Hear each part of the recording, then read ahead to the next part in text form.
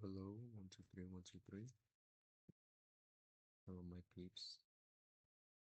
This is Alex speaking, back again with the first video. Yes, of this little channel's little adventure. Hope y'all been doing good. So, it's a Monday, January 20th. It's about 5:30, and I've been looking at books, trying to find a book, trying to see what I can read. A good little start to this channel. And I picked Well, okay, let's start with this. Personally, I am a big fan of murder mysteries, thrillers, dramas, all of that good stuff. I feel like it's exciting, right? And I picked this book, Day of the Dead, by J.A Jance. I heard she's a really good author, and yeah, so we'll get started with probably just the first chapter. If I have time, I'll do a little more, but for now, we're gonna start with this. So yeah, let's get into it. J.A. Jance, Day of the Dead. Jance, we're gonna read the little introduction, the little narration. What do you call it? A little trailer, you know what I mean? Just to see an idea of what the book's about. Day of the Dead. For more than 30 years, the case has remained stone cold. The brutal murder of a local Papago girl. Her butchered body found stuffed into a large cooler that was left on the side of Highway 86. No one ever paid for the horrific crime, except, that is, the victim's loved ones, who suffer to this day. Brandon Walker, once the sheriff of Pima County, Arizona, no longer feels he has purpose. A reluctant retiree living in the long shadow of his wife, Diana Ladd, a successful author of true crime books. He is bored with golf, and more so with life. Salvation, though, comes with an invitation to join the ranks of the Last Chance, an exclusive nationwide fraternity of former cops and forensic experts who look into unsolved murders that have baffled local law enforcement agencies. And one such case is staring Brandon in the face with cold, dead, and entreating eyes. A murder investigation that may have been mishandled by his department when he was a young lawman.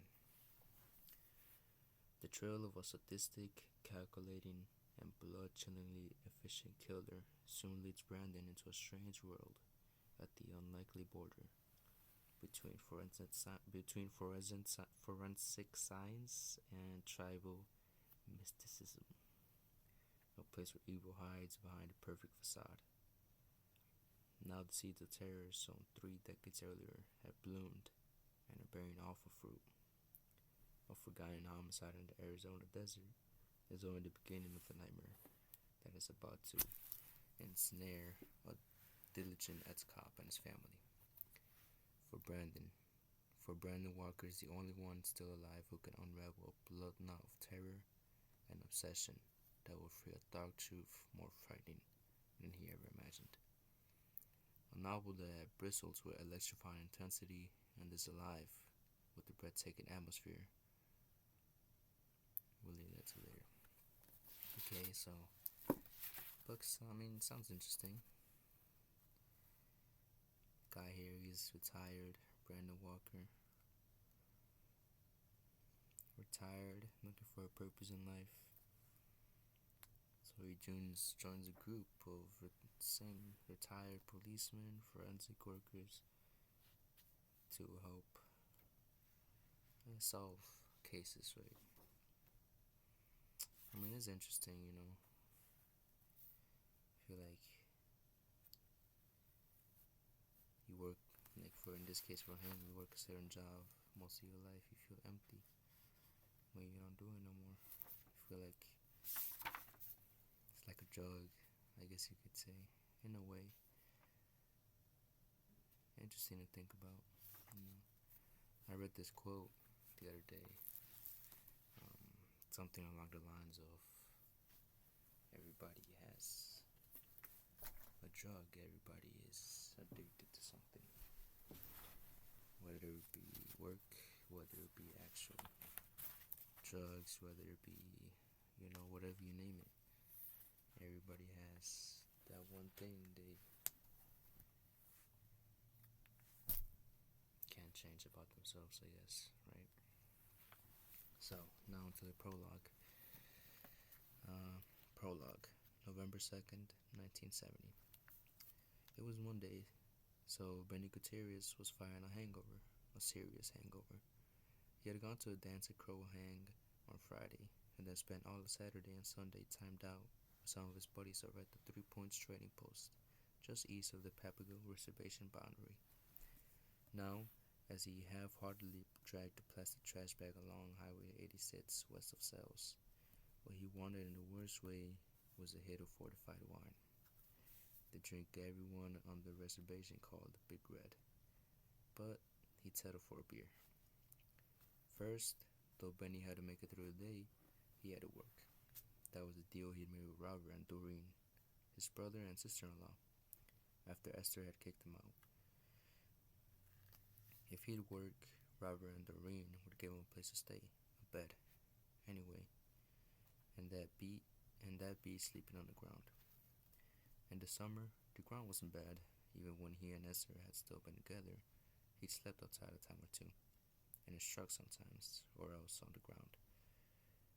But the credit union had repossessed his pickup, and Esther had sent him down the road. Now, in early November, it was way too cold to sleep outside at night, even in the truck. Benny didn't rush. There was no reason to hurry. The tribal work experience program didn't pay enough to make working hard worthwhile. When one bag was full, he dragged that one over to the pile he was gradually accumulating. Across the highway, Alvin Narcho's pile was growing at about the same sedate pace. If the two men were racing, it was a very slow race. And since Alvin had been out behind 3 Points trading post all Sunday afternoon, right along with Benny, he probably wasn't in any better shape than Benny was. The sun was high in the sky when Benny spotted the cooler. A big blue and white Coleman ice chest, a relatively new one, from the looks of it, lay hidden just inside the yawning opening to a culvert that ran under the highway. As soon as he saw it, Benny was sure he knew what had happened. It had probably blown out of the back of a pickup driven by some hand glue returning from a trip to Rocky Point in Old Mexico. There was always a chance that the cooler would be full of once frozen but now rotting fish. But if Benny was lucky, really lucky, maybe there'd be beer in the cooler as well. Warm beer was better than no beer. Dropping his bag, Benny scrambled down the edge of the wash. Despite his big belly, he moved with surprising speed and agility. He needed to beat Alvin to the prize. If there were 2 beers, Benny might be willing to share, but if there was only one, too bad for Alvin. Panting, Benny grabbed the handle. The cooler was surprisingly heavy. Grunting with effort, Benny pulled it out of the culvert and off to one side so it would be out of Alvin's line of vision once he reached the far end of the culvert. Only when the ice chest was safely concealed from Alvin's view did Benny reach down to unfasten the lid. As soon as he did so, a cloud of unbearable stench exploded into the air, covering his mouth and nose. Benny staggered away from the cooler. In his rush, he stumbled and fell. His hand banged hard against the top of the cooler, knocking the lid wide open. The jarring blow caused the contents of the cooler to shift, and something wet and foul slapped onto Benny's long-sleeved shirt. The smell alone was enough to stun him. Benny tried to control his gag reflex long enough to push himself away. It was then, as he attempted to regain his feet, that he saw her. A face stared out at him. Strands of long black hair floated on top of a bile-smelling stew. Groaning in horror, Benny lurched away. He managed only a few steps before he fell once again. He dropped heavily to the ground and vomited uncontrollably into the sand. When the spasms finally left him, Benny lay there, exhausted and unable to move, wondering if he would ever breathe again without the heavy odor of rotting flesh permeating his lungs. Less than 2 years after that November afternoon, Benny Gutierrez was dead at age 38, a victim of cirrhosis of the liver and of acute alcohol poisoning. That was what his medical chart said, and it was true. But had anyone bothered to consult the medicine man, Siwani, they might have learned something else was wrong. Medicine man could have told them that Benny's spirit had been infected by a ghost, a kukui, by the spirit of someone who was dead. And that was true as well.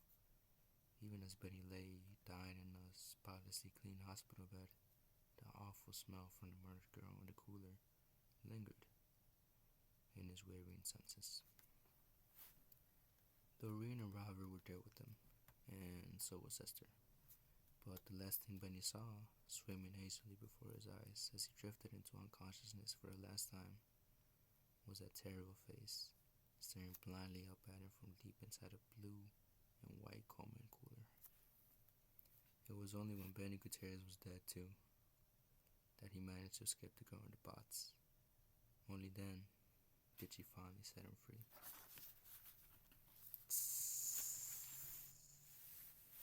That's crazy. And imagine smelling that on a hungover, bro. Seeing that and smelling that, dude. It's crazy he contained himself. That's crazy to think about, though. Just on the side of the road like it's nothing. Well, that was a pretty good prologue. It really set the tone. I really like the part here where, but had anyone bothered to consult a medicine man, Siwani, they might have noticed something else was wrong. The medicine man could have told them that Benny's spirit had been infected by a ghost, a kukui, by the spirit of someone who was dead. I think that's interesting, you know. I mean, I feel like a lot of people, you know, everyone has their own beliefs. And a lot of people tell you, oh yeah, that was what got him. That was what set him off, you know. And a lot of people, you know, they believe other stuff. I mean, personally, I guess I believe in that. But at the end of the day, how can we really know, you know? You can have beliefs, you can, but at the end of the day, it's just a thought, you know what I mean? Well, that was a pretty good prologue. Well, that was a prologue. We're gonna get into chapter 1.